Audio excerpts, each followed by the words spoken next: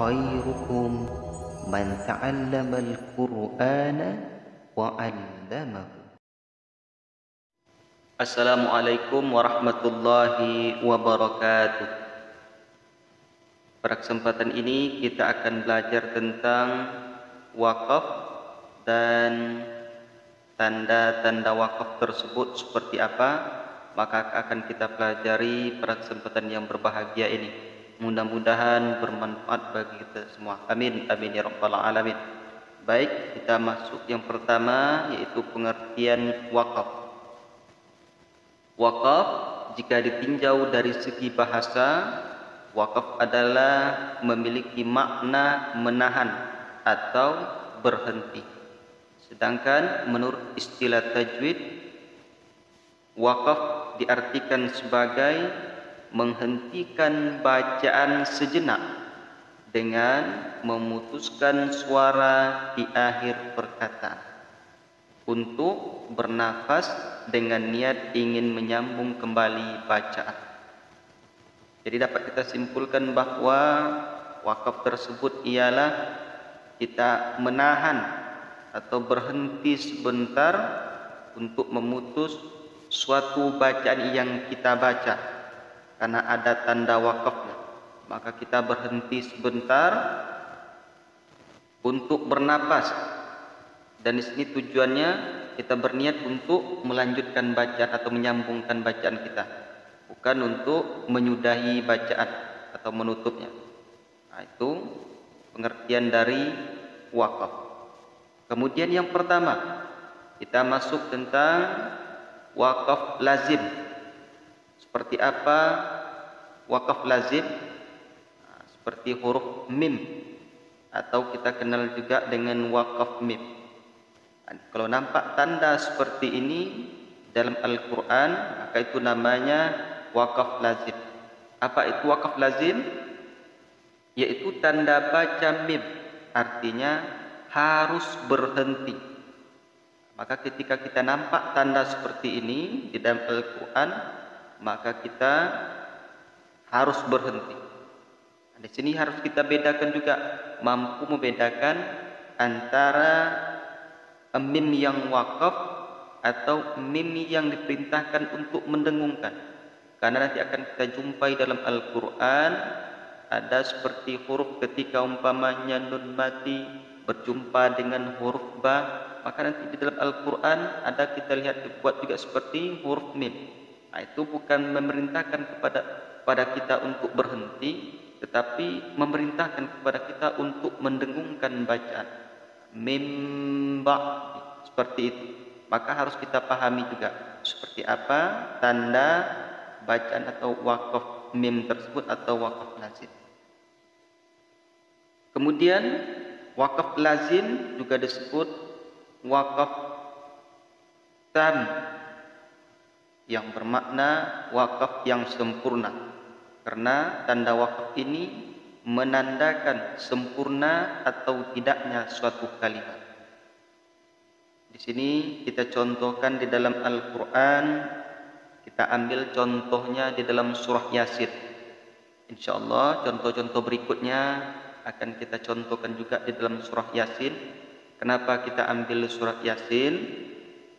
Karena kebanyakan dari kita sering membaca surah Yasin, apalagi kalau kita membaca surah Yasin secara berjamaah.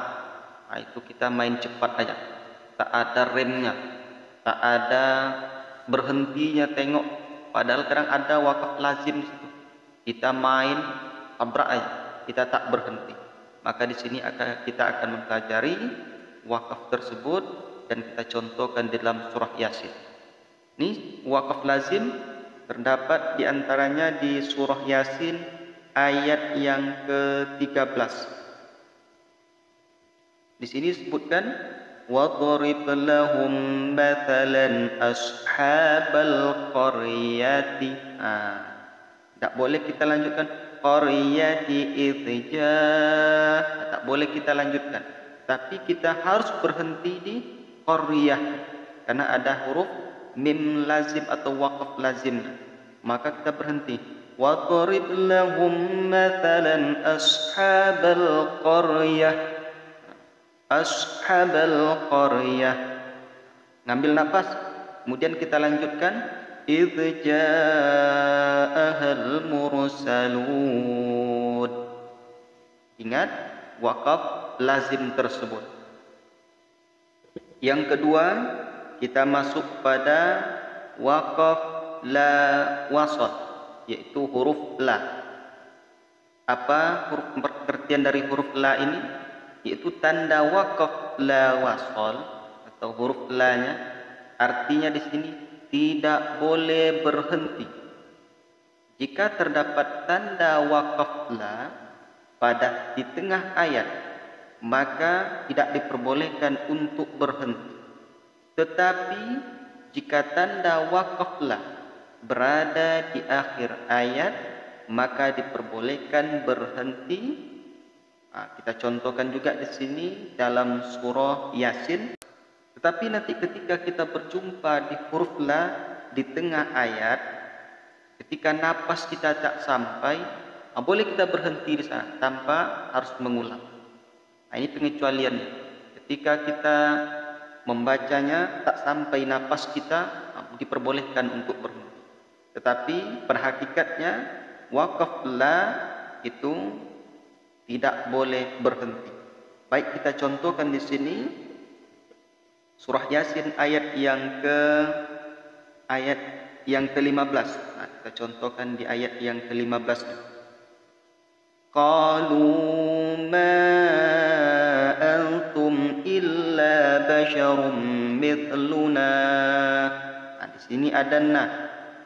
Na-nya di atas huruf na adalah, yaitu la wasal. Jadi la tak boleh berhenti. Maka kita lanjutkan mithluna wa ma anzala ar-rahmanu min syai'in in antum illa takdzibun. Tapi seperti yang saya sampaikan tadi, bahwa ketika napas kita tak sampai, kita boleh berhenti. Kita contohkan qalu ma antum illa basyarum mithluna. Kita boleh berhenti mithluna tanpa mengulang. Kemudian kita lanjutkan wa ma anzala ar-rahmanu min syai'in in antum illa takdzibun. Itu contoh la wasat. Selanjutnya yang ketiga, kita masuk tanda yaitu waqaf waslu ula, atau kita kenal dengan hurufnya huruf shad, lam, ya, yaitu waqaf waslu ula. Tanda waqaf waslu ula artinya diutamakan untuk melanjutkan. Jika kita menemukan tanda waqaf waslu ula, maka kita diperbolehkan untuk berhenti atau melanjutkan bacaan kita. Tetapi lebih diutamakan untuk melanjutkan bacaan. Jadi ketika kita berjumpa tanda waqaf waslu ula atau huruf shad, lam, ya tadi, maka kita boleh untuk berhenti, boleh untuk melanjutkan. Tetapi lebih diutamakan, lebih dianjurkan untuk melanjutkan bacaan. Seperti di sini terdapat dalam surah Yasin ayat yang ke-47. Kita baca ayat yang ke-47. وَإِذَا قِيلَ لَهُمْ أَنفِقُوا مِمَّا رَزَقَكُمُ اللَّهُ قَالَ الَّذِينَ كَفَرُوا لِلَّذِينَ آمَنُوا أَنُطْعِمُ مَنْ لَوْ يَشَاءُ اللَّهُ أَطْعَمَهُ. Di sini at'amahu, di hu-nya ada tanda waqaf waslu ula. Maka tadi seperti yang disampaikan, boleh berhenti, boleh melanjutkan, tapi lebih diutamakan untuk melanjutkan. Maka kalau kita ingin melanjutkan atau napas kita tidak sampai, boleh kita ulang dari ayat man law yasha. Mari kita lanjutkan dari ayat man law yasha'ullahu at'amahu in kuntum illa fi dhalalin mubin. Selanjutnya kita masuki waqaf mu'anaqah atau muraqabah. Tanda waqaf muraqabah atau yang bisa kita lihat ini titik 3, artinya berhenti di salah satu tanda. Waqaf ini akan selalu muncul sebanyak 2 kali dan kita harus berhenti di salah satu tanda waqaf tersebut. Nah, ini titik 3 ini atau waqaf muraqabah ini akan munculnya selalu 2 kali. Maka kita memilih berhenti di titik 3 yang pertama atau di titik 3 yang kedua. Nah, boleh kita berhenti. Tapi ketika kita sudah berhenti pada titik yang pertama, maka kita tidak boleh berhenti pada titik yang kedua. Begitu juga sebaliknya. Nah, di sini kita contohkan di dalam surah Al-Baqarah ayat yang kedua. Karena setelah kami lihat dalam surah Yasin tidak ada tanda waqaf muraqabah ini atau titik 3 ini, atau bagi kawan-kawan para pendengar yang ada melihatnya, mungkin kami kurang teliti, boleh dilihat ulang. Kalau ada nanti nampak di dalam surah Yasin waqaf muraqabah atau titik 3-nya, boleh berhenti di situ, boleh dilaksanakan hukum wakafnya. Dan kita contohkan di dalam surah Al-Baqarah ayat yang kedua. Dzalikal kitabu la raiba fih. Ini ada yang pertama la raiba. Ada titiknya, titik 3 yang pertama, kemudian fihi, ada titik 3 yang kedua. Maka kita pilih berhenti di titik yang keduanya.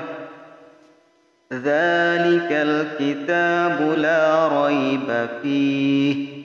Kemudian kita lanjutkan hudal lil muttaqin. Kita berhenti di titik yang keduanya, yaitu di fih. Begitu seterusnya ketika kita berjumpa dengan waqaf muraqabah atau titik yang 3 ini. Yang kelima, tanda waqaf jaiz atau huruf jim. Maka ketika nanti kita berjumpa dalam Al-Quran huruf jimnya, tanda waqafnya, maka tanda waqaf jim artinya boleh berhenti atau boleh lanjut. Kalau kita berhenti boleh, tidak ada larangan. Kalau kita mau lanjut, dipersilakan juga untuk melanjutkan bacaan. Kalau napas kita masih panjang, masih kuat untuk membacanya. Di sini kita contohkan di dalam surah Yasin ayat yang ke-11.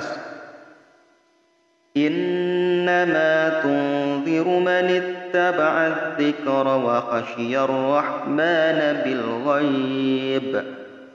Itu ada huruf jimnya atau waqaf jaiz. Maka kalau kita berhenti boleh bil ghaib. Tapi kalau kita mau lanjut boleh juga kita lanjutkan. Kita ulang.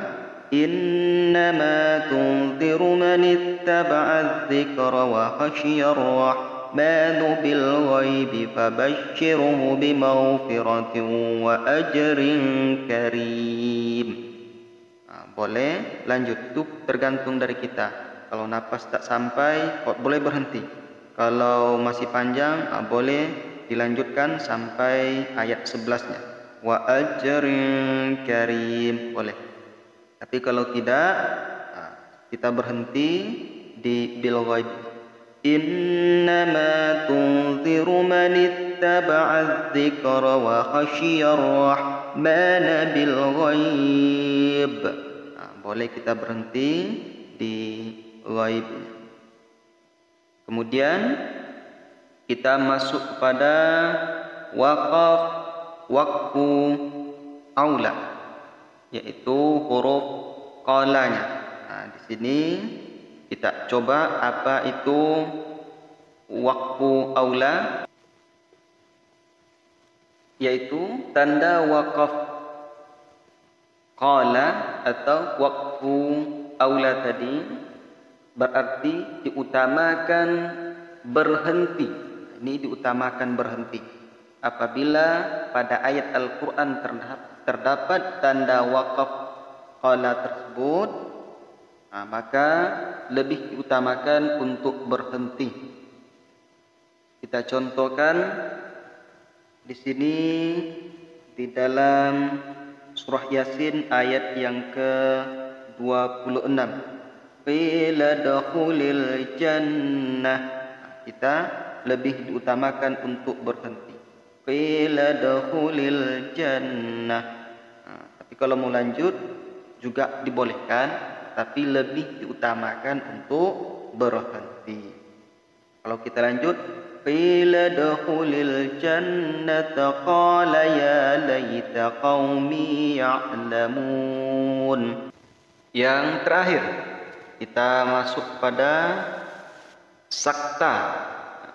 Tanda wakaf ini berarti berhenti sejenak tanpa bernafas. Apabila terdapat tanda sa atau tanda wakaf sakta, maka kita harus berhenti. Berhenti sejenak sehingga memutus bacaan, tetapi tidak diperbolehkan untuk bernapas. Nah, ketika ada huruf sakta ini, kita berhenti sejenak tanpa mengambil napas. Kita contohkan lagi di dalam surah Yasin ayat yang ke-52. Qalu ya wailana man ba'athana min marqadina hadza. Nah, di situ ada min marqadina. Nah, kita berhenti tanpa mengambil napas. Tak boleh mengambil napas karena ini huruf waqaf sakta. Berhenti sebentar untuk memutus bacaan tanpa mengambil napas. Maka kita ulang lagi. Qalu ya wailana man ba'athana min marqadina hadza ma wa'ada ar-rahman wa sadaqal mursalun. Nah, begitu cara membacanya. Mudah-mudahan bermanfaat, dan masih banyak lagi wakaf-wakaf di dalam Al-Quran, tetapi yang lebih umum atau yang sering kita jumpai dalam Al-Quran yang kami sampaikan pada kesempatan yang berbahagia ini. Mudah-mudahan bermanfaat, dan mohon maaf juga atas kesalahan kami dalam menyampaikan ini. Kemudian semoga kedepannya ketika kita membaca surah Yasin lebih baik lagi, bisa kita perhatikan wakafnya, rambu-rambunya, karena wakaf di dalam Al-Quran diharuskan kita berhenti, diwajibkan berhenti, kita harus berhenti. Jangan berhenti, jangan kita berhenti. Sama seperti lalu lintas di jalan raya. Jika umpamanya ada lampu kuning, kita hati-hati. Lampu merah, kita stop. Maka kalau kita lampu merah, kita jalan, itu membahayakan kita. Di dalam Al-Quran seperti itu juga. Ketika umpamanya lampu merah, kita diharuskan berhenti. Kita terus saja, bisa menyalahi makna, bisa mendatangkan dosa karena salah maknanya. Kemudian kita melanggar hukum-hukum di dalam membaca Al-Quran tersebut. Mudah-mudahan bermanfaat. Lebih dan kurang mohon maaf. Assalamualaikum warahmatullahi wabarakatuh.